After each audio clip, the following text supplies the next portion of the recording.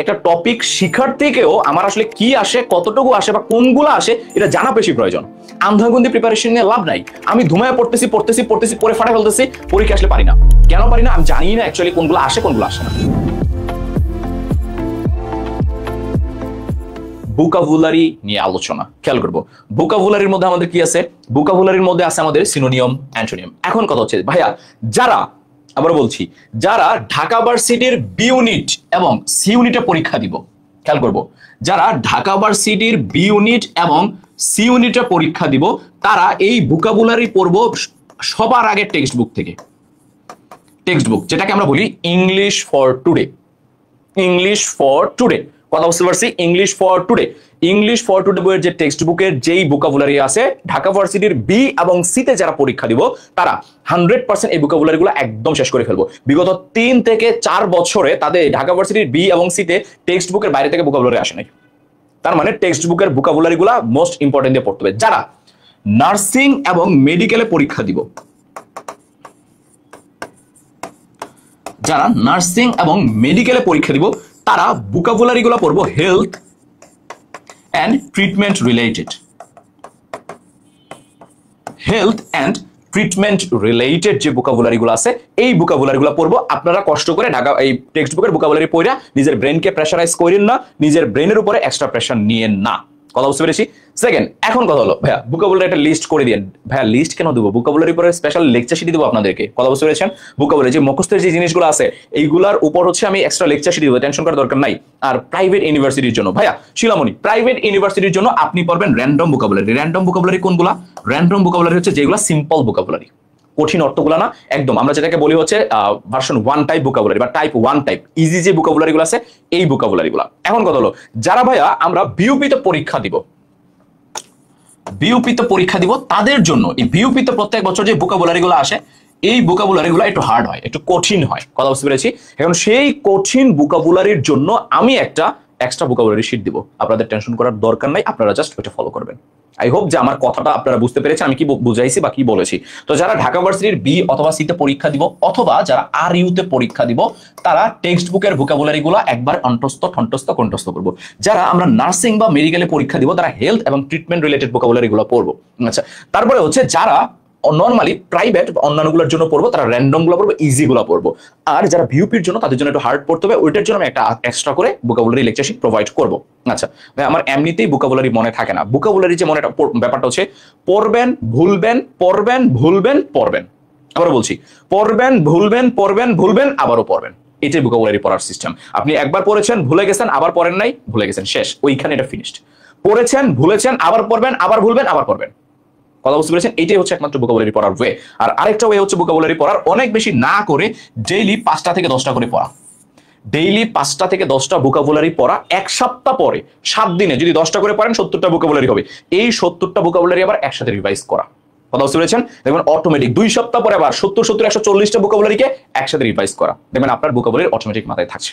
Same আপনাদের correct স্পেলিংটা পড়তে হবে, ফ্রেজ এন্ড ইডিয়ম পড়তে হবে, গ্রুপ ভার্ব পড়তে হবে, অ্যাপ্রোপ্রিয়েট প্রিপোজিশন পড়তে হবে। অ্যাপ্রোপ্রিয়েট প্রিপোজিশন থেকে প্রশ্ন থাকে। এবার এই অ্যানালজিটা শুধুমাত্র যারা সি ইউনিট, কমার্স, ঢাকা ভার্সিটিতে বা পাবলিক ইউনিভার্সিটিতে ফিগার অফ স্পিচ থেকে কোশ্চেন থাকবে ভাইয়া, ডেফিনেটলি থাকবে ভাইয়া, ডেফিনেটলি থাকবে।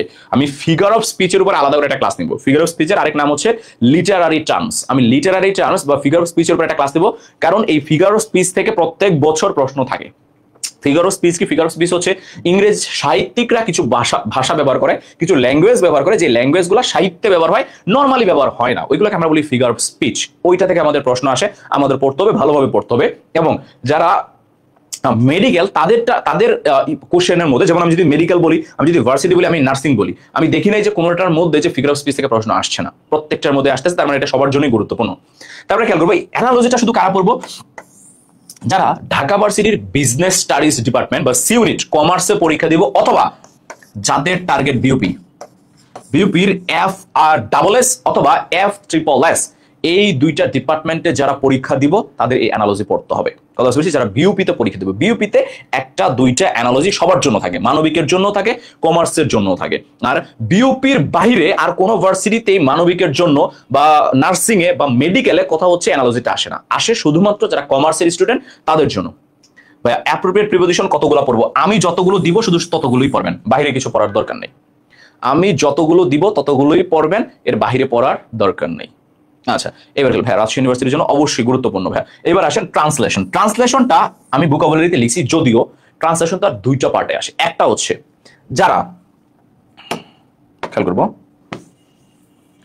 যারা ঢাকা ভার্সিটির ভর্তি পরীক্ষা দিবেন,